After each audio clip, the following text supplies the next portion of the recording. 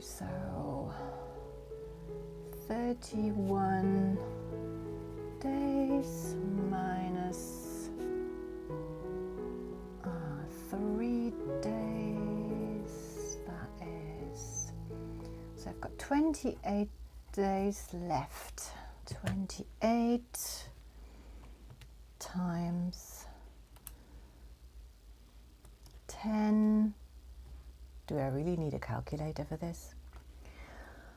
280 minutes, and then 280 divided by 60 minutes are about roughly 4.5 hours. Okay, let's try this with 15 minutes. Okay, 28 days times 15 minutes. So we've got 28 times 15. That's 420 minutes. And divided by 60, 7 hours. Hello, my name is Nina from the Forgotten Bookshop Girl. Welcome to my studio.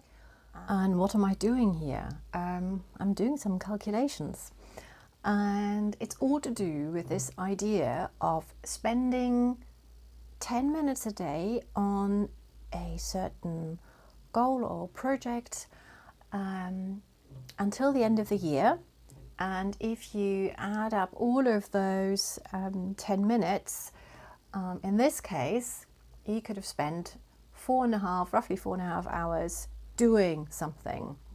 And if we were thinking about 4.5 hours in one go, it feels like a lot of time. Or in the case of the 15 minutes, if you thought, oh, you're going to do something for 7 hours, it feels like a lot, and it might feel really difficult to, how am I going to put that into my days? I don't have that time. But if you just do 10 or 15 minutes a day, it's something that is really doable, and it all adds up. And every day and every little fraction of time that you're spending on this project is going to move you forward. This isn't my idea. I'm sure you've come across it at some point. Maybe you've even given it a go. I came across this idea last year. I think it was at the beginning of November. And there was something about it that I found really interesting. And I really wanted to try it. So I sat down and thought, okay, so what is it I really want to do? And I caught myself thinking, I should really do this for my business. What if I, started learning something? That would be really good, and maybe I should be doing that. But then I realized I don't want to do something that is a should. What I really need is something that I really desire to do, that brings me joy, that makes me feel good, that gives me a chance to relax, and at the same time it will add up, and I would have been able to do this certain thing for round about I can't remember how many hours it was, but I think I started mid-November. I said I would have had more hours, and I decided I would read a book after lunch. 10 minutes a day. In the middle of the day, I would sit down and just read a book. Some of you might know that I always have a seasonal book I like to read. So it could be a story that is set either around that certain date in December. I'm not going to mention it because I'm actually not ready for it, because I'm still celebrating autumn. Or it could be set in winter. It's kind of my personal, kind of like a mix of an advent calendar and also really enjoying the idea of reading a book that takes place at that point in time. I think it definitely goes back to me reading The Dark is Rising by Susan Cooper a long time ago. And I love that idea so much that it's basically you're aligning the story in the book with your own reality. I think that's what I really liked about it. Anyway, getting off track here. And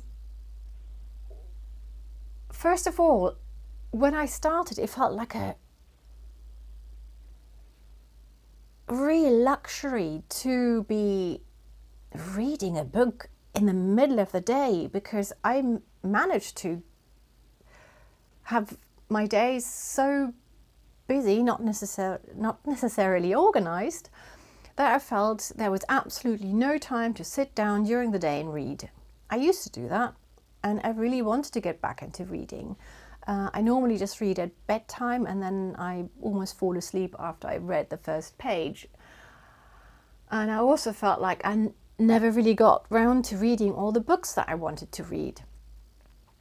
But 10 minutes a day felt doable, and it was also really easy. All I had to do is have the book ready to read, no preparations, and also because I was hooking it onto my lunch, so I would read the book after lunch, it was really easy to remember. So I made it as easy and accessible as possible. And it worked absolutely brilliantly, and surprisingly I even managed to finish my book before the 24th of December.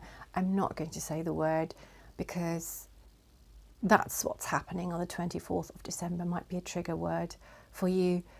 It is definitely a trigger word for me, so but we know what I'm talking about. So and in the years before, I at some point, even in January, and I still hadn't finished the book, and I almost felt a little bit under pressure or stressed because I hadn't read the book, which is silly, of course. But just to give you an idea of what a difference it made, I also really enjoyed those moments because they were a moment in time that I just carved out for myself. It was a moment in time where I was able to completely forget what was going on around me. So it was a really amazing break for my mind. I got to read my story. I got to read throughout the day, and also it got me into the habit of reading in the day. So you could take this idea, and I'm sharing this with you because I would really like to encourage you to have a go and try this.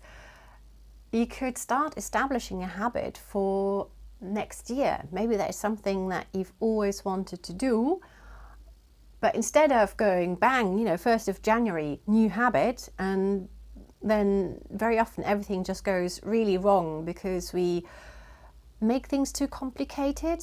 Changing habits isn't easy. So the easier you can make it for yourself, the simpler it is, the more accessible it is, the more likely it is that you can actually stick with it. So I would like to invite you to find something that really resonates with you. And I feel at this point of the year, so in this part of the year where we can get extra busy, where we can get extra stressed, where maybe even because the days are shorter, you kind of don't feel that well anyway because you're really influenced by the lack of sunlight. It's cold, it's damp, you might spend less time outside. So there are lots of factors that can have a real impact on us and our well-being. So I would encourage you to find something that really inspires you, really brings you joy, and it's maybe also something that you've always wanted to do or was on your to-do list. Oh, if I if I can find some time, I'll start doing XYZ again. Why not start now and just do 10 minutes a day? You could even just start with 5 minutes a day. And obviously, you don't have to do it religiously. You could skip a day, especially on days that are really busy, or just do 5 minutes instead of the 10 minutes. So it doesn't need to be perfect. It just needs to be something that you try and do on a regular basis. I can definitely highly recommend it. And oh yes, and this year you might be interested to know, my idea was to get back into sewing. And if you've watched my other videos, I'm sure that I've mentioned once or twice that I wanted to get back into sewing. However, I've already noticed, because I have to admit I've started with my 10 minutes I think it was at some point in November. The sewing needs to be tweaked, because with the book, I just had to grab the book and I hooked it onto the lunch so that I wouldn't forget, which is actually an idea. I might hook the sewing onto lunch, so I might just try and do 10 to 15 minutes of sewing after lunch. I'll try that. But normally I use this table to do the sewing. So obviously you can see the sewing machine isn't on the table. That means that whenever I want to sew, I have to put the sewing machine onto the table. That's an additional step. So I have to be more organized. What I need, it might be easier for you, you might not mind, but for me it has to be just there. Everything has to be set up. So all I need to do is just sit down and not spend the 10 minutes setting up, because then the whole project is not 10 minutes, but almost 20 minutes, or maybe even half an hour. And I don't want that. So I have to tweak how I'm going to do that. I'm going to try and find a table, actually clear. I've got a little table over there. I might try and clear that and move it in a different place and then get started. So also this is to show you that if things don't work, tweak them, make them easy. So that's going to be my project, and maybe I might even get onto doing my Amélie Poulain quilt that still hasn't been done, which would be really lovely, and also it would be really nice to have it at this time of the year. So what I would suggest, if you're trying to have a go at this, if you are having trouble thinking of what you might want to do, just write down all of the ideas that you have, anything on your to-do list, kind of like anything you can just think about, or kind of like just put it on paper, and then see which of these sound more like, oh, I really should be doing this or that. And then the others which really feel like, oh, I would love to be doing this. I would love to be doing that. And obviously I don't mean like eating chocolate for 10 minutes a day. However, with the shoulds, it could be something that has an underlying desire. So let's say my house is incredibly messy, and I always think, oh, I should be, I should tidy the house. And the process of tidying is very painful. I don't like tidying. But the underlying desire is, I desire to have a tidy house. So that is a desire. And I could say, right, I find tidying really difficult. But if I just did one corner for 10 minutes a day, or for 15 minutes a day, at the end of the year, I would have tidied or decluttered or sorted through or whatever my house for either 4.5 hours or 7 hours. And that sounds really good. And you can already, even with 10 minutes, you can see you can see a result, and it's doable.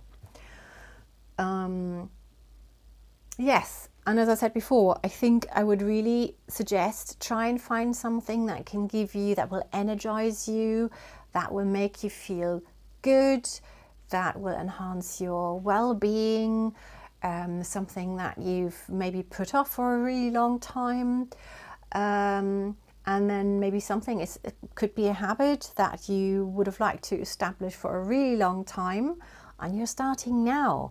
So you're ahead of the game, because most people don't do anything and put it off until the 1st of January. So, you know, whereas you can say, oh, I've been doing that already for, I don't know, 28 days.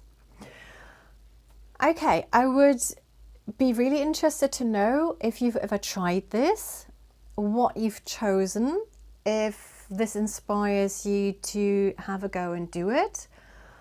Obviously you don't have to do it just until the end of the year. You can say, okay, I'm going to do it until the end of January. You can just start by, let's have a go and try this until the end of the year and see how it works, and then carry on with it.